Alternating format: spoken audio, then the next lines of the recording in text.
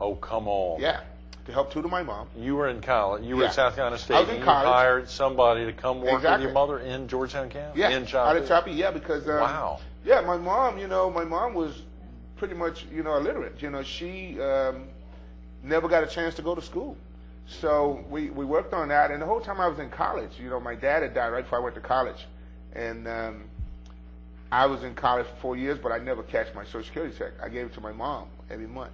Thank God, yeah, and so it was basically something that I was very proud of. Now my mom, she is amazing because she's 82 in April of this year, and she's got all these numbers in her head. You ask her for somebody's number and she's got it. She writes it. Oh yeah, At 82 or in 81, soon to be she's 82 in April, but she is just an amazing person. Matter of fact, I just talked to her because she was down in Hilton Head. She was down in Tampa with my older sister. Right. So she's been on vacation for 2 weeks.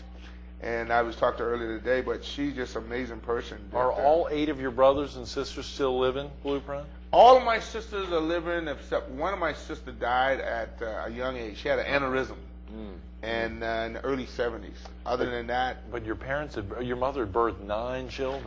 Actually had 10. She had a miscarriage. She had 10. So wow. it was 3 boys and 7 girls. That's amazing. Yeah, and from age 60, I think the oldest is my sister Julie. She's 64, and comes on down to me. I'm 49. Is that right? Well, you have really kept your youth to think about all this. It was amazing to see that back almost 20 years ago, you'd been instrumental, and that was, I guess, prior to forming ACM, before forming that group, had helped to promote the first professional football game in Hong Kong in 1989. That must have been exciting. That was an experience. Actually, a gentleman came to me, Mr. Randy Jackaway, and I'd never met a black Jew before, and I live in Seattle. And this guy calls me up, and he's talking to me on the phone, and he's got this voice. And when I met him in person, I went to this restaurant where we was going to meet, and I walked in, and he was sitting there waiting on me, and he says, "Mr. Parker." I says, "Yeah, I'm Mr. Parker." He said, "I'm Randy Jackaway." Oh, wow. And I looked at him. I said, "You Randy Jackaway?" He said, "Well, I know you never saw a black Jew before, huh?" But anyway, it was quite an experience. I had a company at the time. It was a promotion company, and they hired my service to promote the first football game I played in Hong Kong. Unbelievable. And that was an experience. Exciting. And we took the San Jose Bandits, which was a team from San Jose, California. Right. And we took the Southside Warhawks, which was a semi-pro team from Seattle. Right. And I was able to put that together. It's amazing. I was able to put that together in like less than 3 days. No, come on. I'm serious. Blueprint. Is that how you got the nickname Blueprint? No, you just lay out stuff like that? Actually, I got that name in college. But my college coach, James Carson, he used to be defensive coordinator at South Carolina State. Right. He gave me that name back in 1976. And it was because you were just good with laying things out? No, I was hitting people. See what happened when I got to South Carolina State. I had several other scholarships. Right. So I'd never visit South Carolina State. Actually, I nothing against South Carolina State, but I just said I was too good to go to South Carolina State. I was going probably to the University of Pittsburgh. I had scholarship to Georgia and Clemson, University of South Carolina. I had quite a few scholarships. And you ultimately went there because... Well, I went there. What happened when my dad died, South Carolina State just kind of loved up on me. I mean, they were there at the roughest time of my life. Yeah. I mean, if you've lost a mom or dad, and I mean, hey, here I was 17 years old. My dad had a massive heart attack and died. And all these other schools, they respond, but South Carolina State coach Bill Davis was the head recruiter. And he kind of like almost moved to Georgetown out of Choppy. I mean, he was there for me. And then the team sent me big flowers with a card with all of the signature of all the players that I'd never met. Wow. And those things just meant a lot to me. And so after my dad's death, the funeral rather, I sat down with my sisters and brothers and I said, "Hey," I says, "what do you guys think?" I said, "I think I'm going to go to South Carolina State." And they said, "Wherever you want to go," because I'm telling you, South Carolina State was very supportive during this whole, my dad's death. Right, and, right. I ended up going to South Carolina State, but then when I got there, this was the thing. I'm sitting there with my mom and my sister Eliza, and I'm over at Coach Jeffrey's office, which is the head coach at the time, and they're telling me that they're going to redshirt me. And I says, Coach, look, I can't be here for 5 years. Yeah. He said, "What do you mean?" He says, everybody stays here 5 years. I said, not me. I said, I got to be out of here in 4 years, in 3 summers maybe. But I got to be out of here on a job because I'm getting a Social Security check and it's going to cut off after I turn, after you go past 21. Right. I said, so I'm not going to be here 5 years. Yeah. He said, well, I can tell you right now, we're going to redshirt you because you're already late. And right now you're like number 89 on the depth chart. I said, well, Coach, I don't think I'm going to be able to sign this letter of commitment to go to school here. And he said, what do you mean? I said, well, I got other opportunities. And they're going to give me an opportunity to play. Right. Now. Now. He says, he said, well, Ervin, he said, I can tell you right now, there's no way in the world you're going to be able to make our 53-man roster. He says, you're already late. He says, we got nothing but juniors and seniors starting. A few sophomores play here and there. He says, we got one freshman that's going to play a little bit, and he's a kicker. His name is Malcolm Montgomery. He says, now you telling me that you're going to come here late and you're still going to make this traveling roster of 53 men?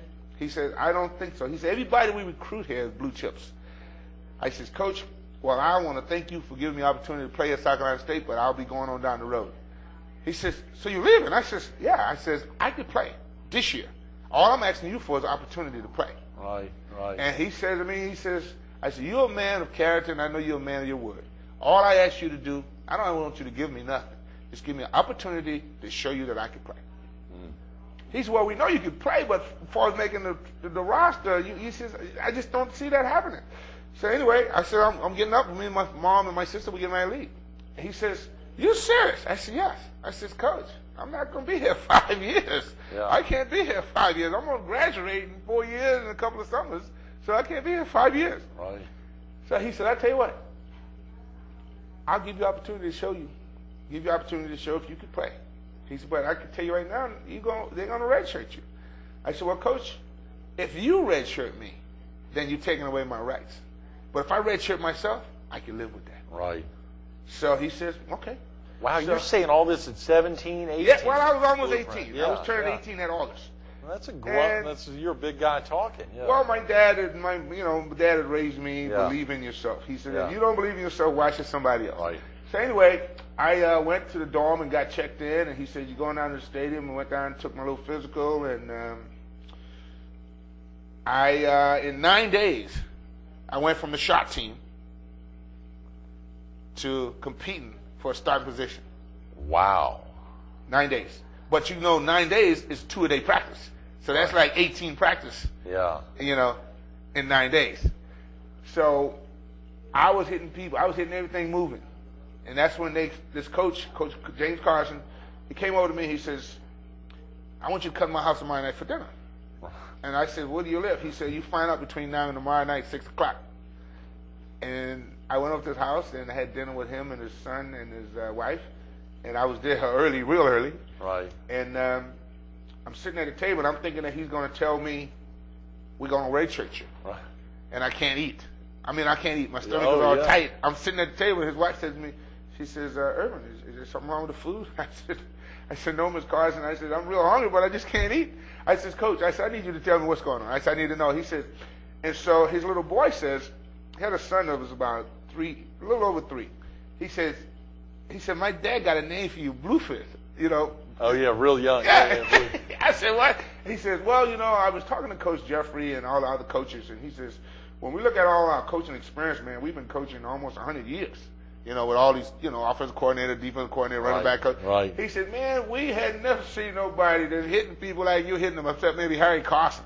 He said, man, you take the pitch man on the option and the quarterback. He said, you've been sending people to the trainer left and right. He said, you would crack one guy's helmet. He said, I got a name for you. He said, I hope you don't take it personal. I want to call you Blueprint. And that's when he gave me that name in August of 1976. Wow. And the rest of it is history. I ended up making he says, so I said, Coach, well, tell me, am I going to make the traveling roster? He says, make the traveling roster? I'm like, oh, God. He says, you're starting. No. You're starting at right defensive then. end. So you started eating then? I couldn't eat. Oh, no. You still couldn't eat. Wow. I was so excited. I jumped. I said, I'm starting? He said, we ain't seen nobody play the option like you except Harry Carson, and he's playing with the Giants now as a middle linebacker. Right. He says, you starting unless you do something different, then, then you ain't going to be starting. That is. I said, I'm starting. He says, you're not playing linebacker, but you're playing defensive end. As a and I'm the freshman coming in on the out of the gate, that's incredible. I went from number 89 on the depth chart to the starting left defensive end. Wow. And I played whatever side that the tight end was not on. And the rest of it is history. That's amazing. And I went and I started at defensive end for 2 years. And I made honorable mention at defensive end, my honorable mention All-American my sophomore year. And then I moved to outside linebacker where I made All-American. Then I moved to middle linebacker where I made All-American. Wow. So I think that I'm probably the only person that ever played 3 positions that made All-American at 2 and honorable All-American at 3rd. We're going to have to check that out and then get back to you. I mean, we've run out of time. I am embarrassed. 25 minutes has blown by. And to think, of course, South Carolina State brought you into their Athletic Hall of Fame. Yes. To highlight that just a couple of years ago. And, of course, the real excitement for you now, and we do need to get you back because there's a lot more to the Blueprint Leadership Academy, the 10 principles, clearly the DVD you did, and the interaction between kids. Even hearing you talk about the 6th, 7th, and 8th graders last Friday at Forest Brook Middle School is an incredible treat. I'm looking forward to working with Eileen. She's just a wonderful person. Forest Brooks and the principals over there and the staff. Right. They were great last week, especially I'm sure. Kids. Absolutely. We have an ongoing relationship with them. Blueprint, thanks so much. We'll thanks definitely for having get you back another time. Absolutely. And again, don't forget, if you can help out Blueprint Leadership Academy, we're a non-profit. BlueprintLeadership.org. Yeah. Give us a call or either check our website out. Very definitely. We'll do that, and hopefully our viewers will as well. Stay tuned to more Carolina People with Blueprint Parker coming up next. Don't forget at 843-545-8861, 545-8861, or BlueprintLeadership.org, BlueprintLeadership.org. You think how impressive it is, obviously, to be drafted by the Buffalo Bills, to later play for the San Diego Chargers, the Seattle Seahawks. That all sounds impressive. The real impressive thing is think back to those early days there at South Carolina State, the excitement for a guy who really needs to make it, who recognizes that, who shares that with the coach, and the coach giving him a chance. But what the real exciting thing was that opportunity of a son to recognize the need for his mother to get a little extra education, having committed her life early on to providing for her own family, and then later for providing for her 9 children. But think about that. Blueprint here steps out to have enough money to be able to provide an education to his own mother. Now providing a different kind of education to children, not only in Horry and Georgetown counties or Georgetown and Horry counties, but now the opportunity to spread out all over the state of South Carolina and well beyond. Take the time to learn about the Blueprint Leadership Academy and Blueprint himself. Go online to BlueprintLeadership.org or pick up the phone. 843-545-8861. Blueprint, thanks so much for being with us this morning. Thanks for having me, Greg.